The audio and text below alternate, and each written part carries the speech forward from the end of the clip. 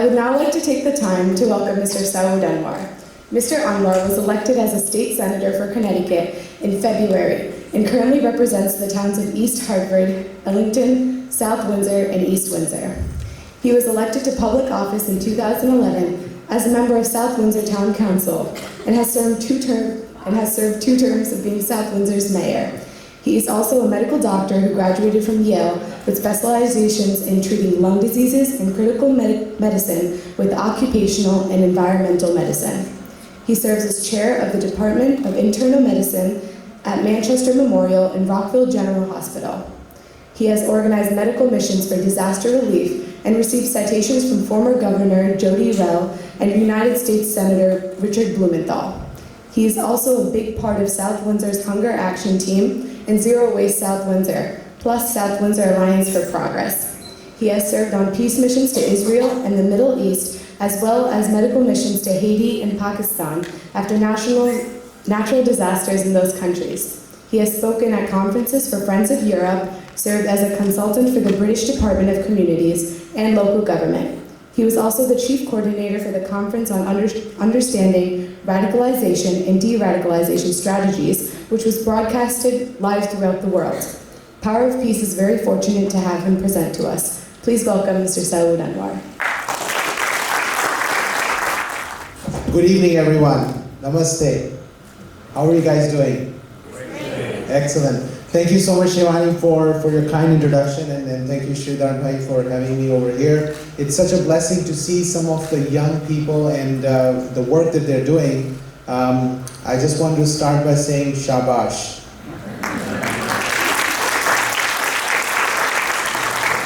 I'm truly proud of you. You are our inspiration because, when you become a parent, and this is more for the adults in the room, when you become a parent, you see your children in every child.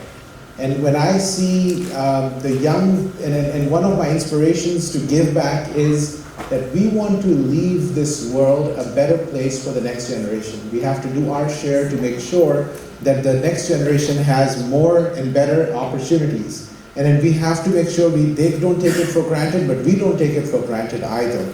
And then I know that's part of the inspiration for a number of parents. When you are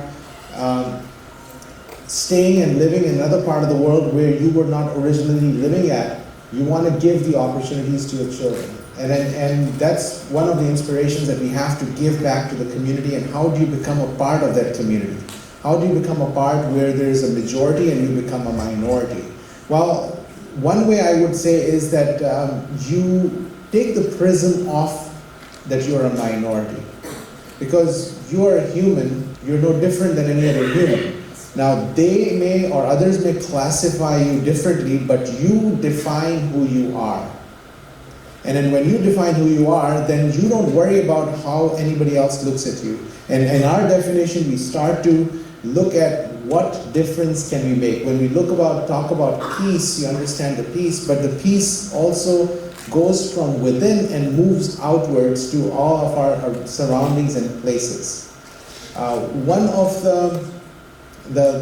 during this last session, in the middle of the session, I stood up when I had my turn and I spoke about something. And what I said was that I said, in my next life, I want to be able to make a medicine which is going to have an opportunity for people to have empathy. And then the reason I said that was because I got upset as one of the senators was referring to the minorities in a manner which was painful for me to hear.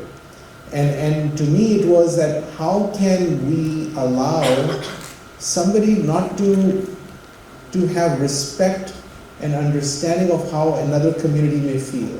And then his remarks were about the African American community, and to me it was like, I want you to have the capacity of walk in the feet of someone else. How does a person who is in a minority and different kind of minorities feel? How can you feel the hurt of a child away from their parents? How do you feel the hurt of a child who's separated at our borders? Because if we don't start to experience in our hearts, in our minds, of the pain of the other, we have work to do. And this is a constant battle for all of us. So I try and learn about the experiences of others as much as I can, and I pray, and that's all faith and all groups have this need to start to feel the pain of others so you can do more. I'll tell you one story.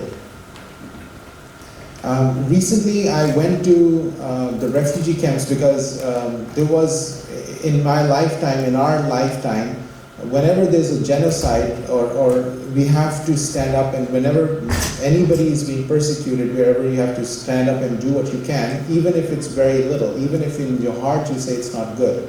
So as a physician, I felt it was important to go because in our lifetime we have a genocide that happened with the Rohingya refugees. And these refugees were in part of Bangladesh, and I went over there because I can work as a physician. And me and my wife were working in a camp, and we saw this young girl. And this young girl was not well. She was looking very weak. And I obviously took care of her. I checked her blood pressure. The blood pressure was very low, heart rate was very high. And we were talking about what could be wrong with her at this time. She has an infection. I could not see a sign of an infection. I do not have the luxuries of doing blood tests and then urine tests and so on. And as I was assessing her, I said, maybe there's an infection that she has somewhere in her body. And this girl was appearing more and more pale. And then I asked her a few questions through an interpreter. I said, when did you eat last? And she had not eaten for a day.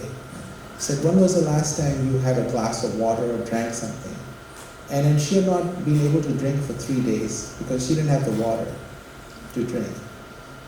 And this girl was dehydrated. And then all we had to do was give her something to eat and give her some water. And something that we take for granted. We are taking long showers. We are actually drinking water and then leave half the cup on the side. And as I saw that, and we gave her water and we watched her because I was seeing other patients, and 2-3 hours later she had a smile on her face. All this girl needed was food and water. And when I came back from there, I had to go to a wedding. And it was one of my patient's daughter's wedding, and I'm sitting in the front, and they bring me water, and I drink the water and I start to cry. And everybody starts to look at me like, what's wrong with this guy? I mean, we call this doctor, he's a nice guy, and then look, it's a happy moment, and he's crying.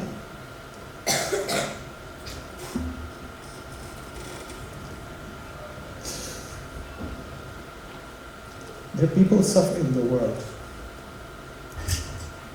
They don't have water, they don't have food. There are people in our communities. We just have to experience that. And that's what is necessary. If we don't have the pain for others, then we might as well be a piece of furniture.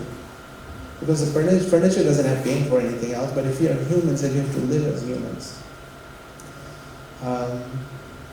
I am just thankful to you guys for what you're trying to do. You want to try to help others and you want to fight hunger.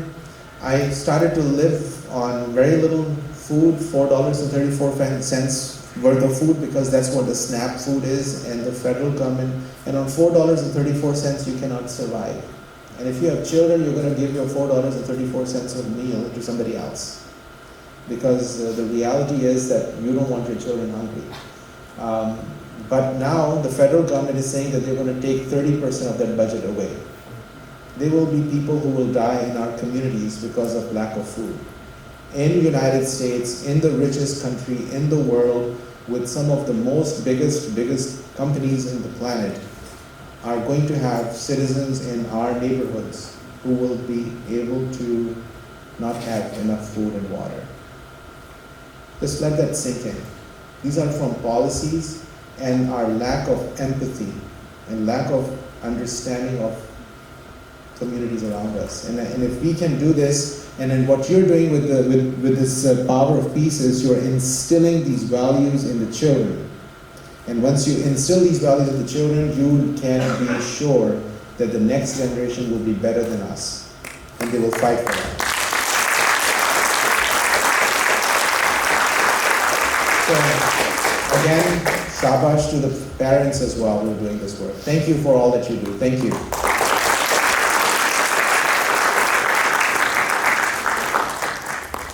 Thank you so much for your inspiring words. We request that all Power Peace members come onto the stage for a group picture.